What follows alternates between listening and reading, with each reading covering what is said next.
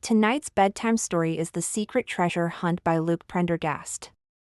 Shoo, Sunny whispered softly, glancing back over her shoulder on the deck of a grand, unfamiliar ship. Hector froze with a paw in the air and grinned, certain that Sunny's whispering was louder than his breathing. They were both a little nervous, the good kind that tingles before an adventure, and tonight the moonlit marina had delivered one. It had been a quiet evening. The sort of night where the wind knows better than to raise its voice. And the water in the harbor looks like a long sheet of silk laid gently over the world.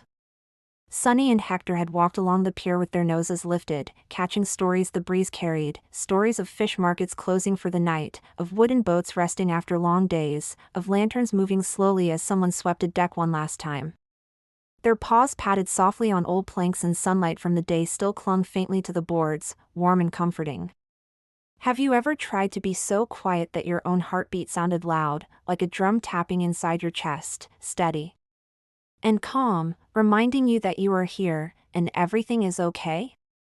When Sunny and Hector reached the far end of the pier, they saw it.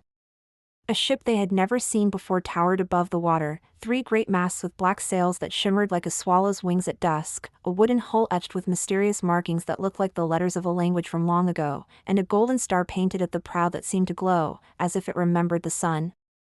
There was a hush around it, the kind that comes when something old and wondrous appears where you least expect it. It looked like a pirate ship, and when they crept aboard and peered through an open hatch, that's exactly what they found. Below, a warm lantern lit a table where pirates gathered around an ancient map marked with a red X. The lantern light wobbled with the gentle movement of the ship, and shadows swam over the table like sleepy fish. 2 captains, Captain Sloane with gold hoop earrings that tinkled softly when she turned her head, and Captain Cliff with a thick brown beard that looked as soft as a wool blanket, studied the map with thoughtful eyes.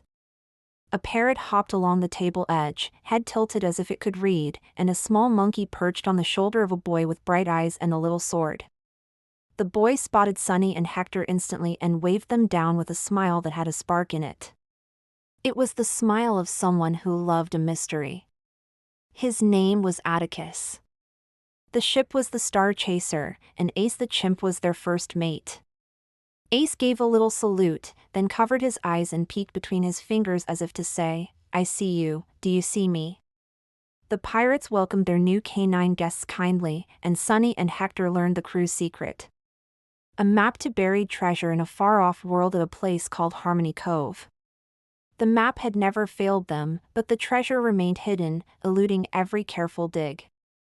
Even the parrot seemed to sigh at that, puffing its bright feathers and murmuring a soft copy of Captain Sloane's mutter, "Tricky." What they needed, Captain Sloane said, was a treasure radar, something that could sniff it out. Sunny and Hector's eyes lit up. That was their specialty. Hector had a nose that might as well have been a compass, a telescope, and a librarian of sense, all at once. It was, according to Sunny, the most sensitive in the world. He had once found a single chocolate bar on a beach at the end of winter when the wind was wild and the sand smelled like cold days, just by catching the faintest whisper of cocoa carried through sea spray and gull feathers. Sunny liked to remind him of that story, partly because it was true, and partly because it made Hector sit a little taller and wag his tail. Sunny was a thinker and a watcher. She could read footprints like a poem, and she knew the difference between a wave that would soak your paws and a wave that would only tickle your toes. Together they were a good team, curious and careful and brave in quiet ways. Atticus touched the red X with a finger. "This is Harmony Cove," he said. "We have sailed there 6 times. We dug by the rocks. We dug by the tallest tree.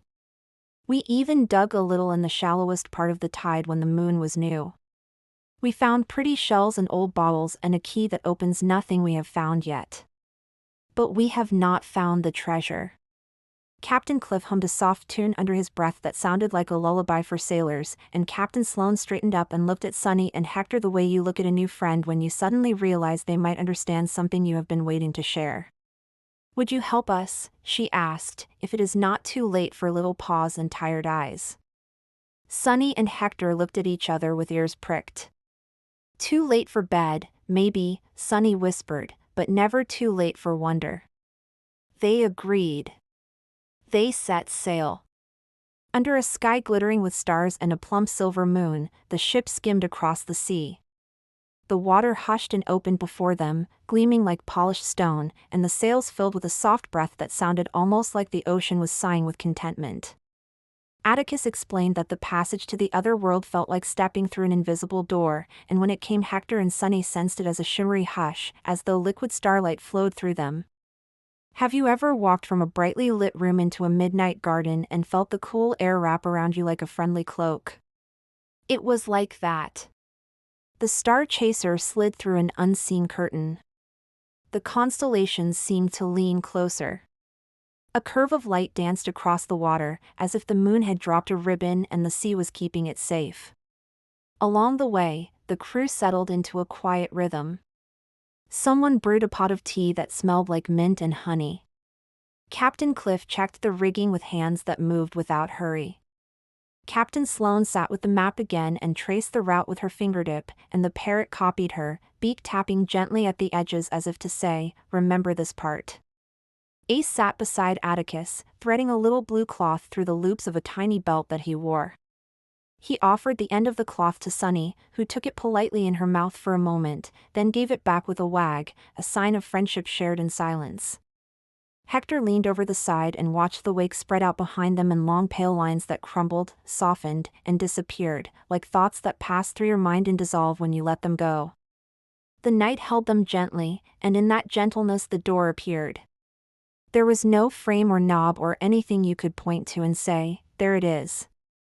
There was only the slight pause in the ship's forward glide and a quick invisible shiver that kissed their whiskers and the tips of their ears. Atticus whispered, "Now," and their fur felt luminous. The world on the other side was still the sea, still the night, still the moon, but a different quiet wrapped around it, like a room in a house that you have not visited before even though you know you are still home. Ahead, a crescent of pale sand spread wide, Harmony Cove, where the land opened its arms to the sea. The curve of the beach cradled the water in a tender embrace. There were smooth rocks at one end that looked like sleeping whales and a cluster of trees at the other whose leaves ticked together softly in the breeze. The air held scents so bright they felt like colors you could smell. Salt and seaweed. A tang of lime from a tree whose branches stretched daringly out over the shore. The faintest smoky hint of a small fire long ago, hidden somewhere deep in the memory of the sand. And yes, a more recent scent too, a delicious ripple from a dropped chocolate fudge ice cream that had met the beach, and then the laugh of a child had met the ice cream, and a kind grown-up had said, "It is all right, we will clean it up," and they did. The crew anchored, lowered a small boat, and landed ashore. The sand was cool beneath paws and boots. It sighed a little when they stepped, like a contented breath after a good stretch. Crabs paused in their tiny zigzags to look, then continued with purpose, little ambassadors of busy nothing in particular. A turtle resting close to where the sea smoothed the shore opened one eye, saw that these were careful guests, and closed it again. The map said the treasure was close, just beyond a cluster of trees beside the rocks, but the pirates had dug there many times and found nothing. Atticus knelt and brushed his fingers over a circle of ground where the sand was slightly different, showing the memory of old shovels. Captain Sloane inspected the trunks of the trees, the parrot hitching along the branches like a scholar of leaves. Captain Cliff listened to the waves, and maybe, just maybe, to the echo of his own thoughts, which were calm. Sunny and Hector set off over the soft sand. Sunny scanned for clues, careful not to wake the camouflaged turtle resting nearby. She paused and looked back at the turtle, and for a moment there was an understanding between them, a small promise to keep the beach kind and safe. Hector lifted his nose and read the breeze, salt and seaweed and the faint memory of a dropped chocolate fudge ice cream, but then something glimmered inside his senses. Treasure.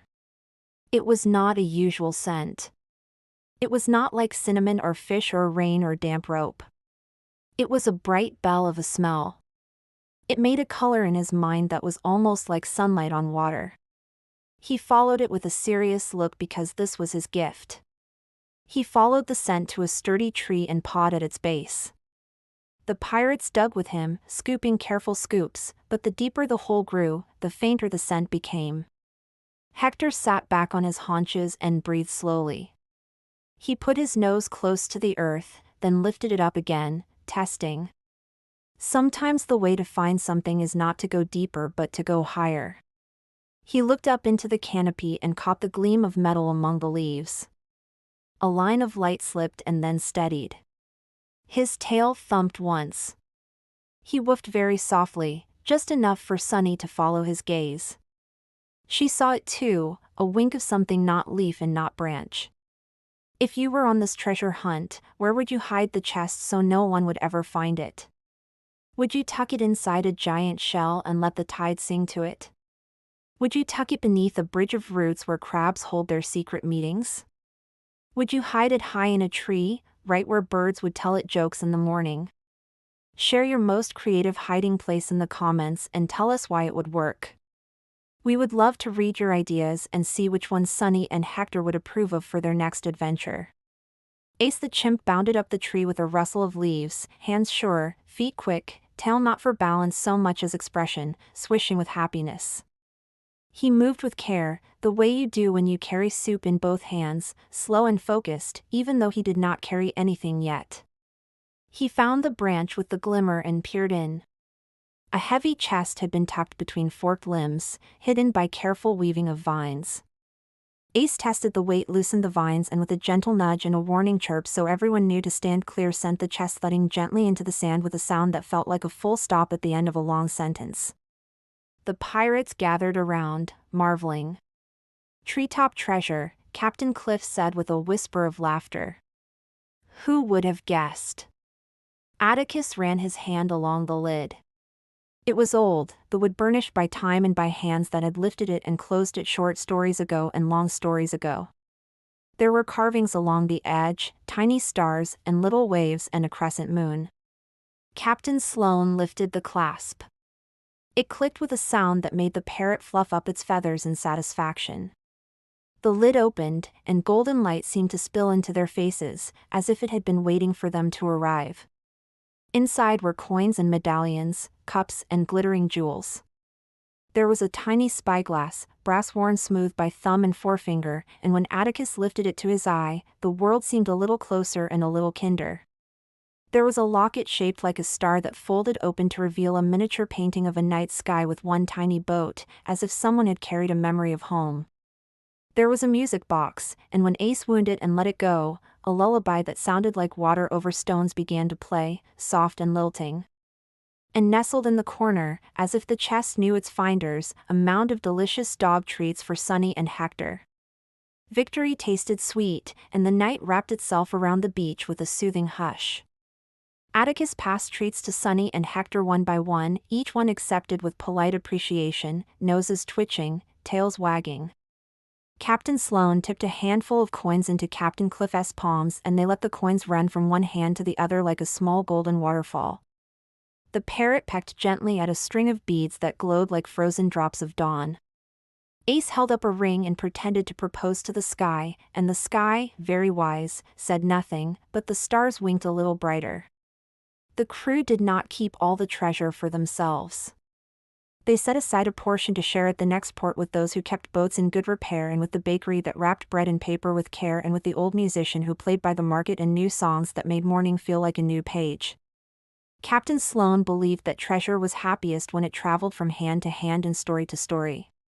Captain Cliff nodded, his bearded face serious and warm. He said that treasure that stays in the dark grows lonely. Treasure that is seen and shared glows from the inside. They lay back in the sand, pirates, chimp, and canines, snacking and smiling beneath the moon. The waves stroked the shore like a lullaby, slow and even. Hector yawned, big and round, smooth as a bubble. Sunny yawned in sympathy, and then Atticus caught it, and soon yawns were passing from one to another as if they were gentle lanterns being handed down a line. The sand felt like an endless pillow. It supported every part of them, head and shoulders and the curve of the back and the place behind the knees that always appreciates a good rest. A tiny crab clicked by and decided this entire group was a new hill, and then thought better of it and went around. The wind moved the leaves above and made a soft shuffling sound like someone turning a page in a good book. Captain Sloane told a quiet story about the first time she had sailed to Harmony Cove. She said she had been younger then and had tried to hurry everything. She hurried the wind and the sail and the sky and the map. She hurried the sunrise, which is impossible, and she learned something that day. That sometimes, the sea listens better when you are patient. She smiled at Atticus, who listened with his arms folded behind his head and his eyes looking at the stars. Captain Cliff hummed the tune again and the parrot imitated him, and when the parrot drifted into a little mimic of a snore, everyone smiled without moving their faces much at all, because stillness felt so good. Ace drew shapes in the sand with a stick. Stars and boats and a little fish with big eyes. He drew a circle and then added small marks around it, and Sunny realized he had made a map of the cove. She nudged the drawing gently with her nose and Ace added a small dog paw print where they had found the chest. Hector put his paw beside hers and Ace added a second paw print. Atticus looked over and added a tiny star at the top. He said, "That is the star from the prow. It is here with us too." Places can live in more than one place at once. In the world, and in our hearts. As eyelids grew heavy, the waking world softened. Thoughts moved more slowly and then did not need to move at all. Breathing slowed, in and out, like the waves rolling back and forth. In, the body fills with calm. Out, it lets go of anything it does not need to carry. In, cool night. Out, warm ease. Muscles melted into the earth's quiet and the mind unfurled its sails for dreamland. If your toes had thoughts, they would be thinking, "Thank you for letting me rest." If your shoulders could sigh, they would, and maybe they did, and maybe you can hear them do it now. Some say that when we drift into sleep, gentle spirits from the moon come to meet us, take our hand, and guide us through a world where imagination can do anything. Climb treetops bathed in dappled moonlight. Learn kind spells that help flowers grow and help worries shrink until they look like little shells that the tide can carry away. Visit a magical zoo where colors run wild and joy feels endless. Take a walk along a path that glitters softly, where every footstep sounds like a bell in the distance, and those bells are ringing to tell you that you are safe. Ride on a dolphin made of moonlight that dips under the surface, and when it comes up again the sky is filled with lanterns that float like quiet wishes. Learn the language of owls and the jokes of foxes. Practice the art of smiling with your whole body. Tonight, let your mind wander with them. You can pick up a dream like you pick up a seashell, hold it to your ear, and listen. What will you dream about? Will you follow a map that only appears when the moon is very round? Will you sit in a tree beside a parrot and let it tell you how it sees the world from up high? Will you discover a place where tea tastes like every good memory at once? You can let your mouth relax and your eyes soften, and you can imagine a gentle hand in yours, guiding you across a small silver bridge that leads to a field of tall grass.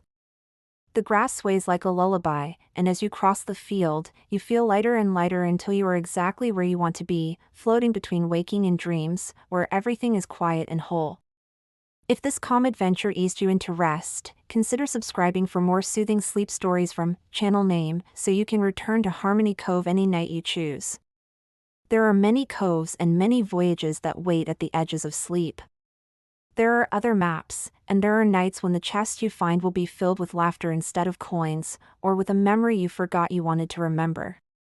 You can hold those treasures the way you would hold a small bird, gently and with a soft heart, and then you can let them fly when it is time. The chest lay open behind them like a box of fallen stars. The sea whispered its secrets, quiet and steady and eternal. The star chaser rocked softly, a cradle for dreams. The parrot tucked its head beneath its wing and mumbled one last sleepy copy of Captain Cliff's hum. Ace curled up with his tail touching Atticus's elbow, a little anchor. Sunny rested her chin on Hector's back, and Hector sighed as if to say, "Everything is perfect, exactly as it is." And as the dream spirits smile and beckon, here is a thought to carry with you into sleep. If you found a map in the moonlight tonight, would you follow it? Would you let your curiosity be your compass and your kindness be your lantern? Would you take one step and then another, listening for the gentle sounds that tell you that you are on the right path? Maybe the map is a book on your shelf that you have not opened in a while. Maybe it is a question you have not asked yet. Maybe it is the simple act of closing your eyes, breathing slowly, and letting your own heart show you the way. Good night, dear listener, brave explorer of quiet worlds. May your dreams be as sweet as the treats in a chest that waited in a tree for just the right noses to find it. May your rest be deep and your waking bright. The moon is watching with a friendly eye. The sea is singing a song it has known forever. The star on the prow shines for you too. And when morning comes, if you wish, the map will still be there, folded neatly beside your pillow, patient and kind, ready to lead you gently into another day.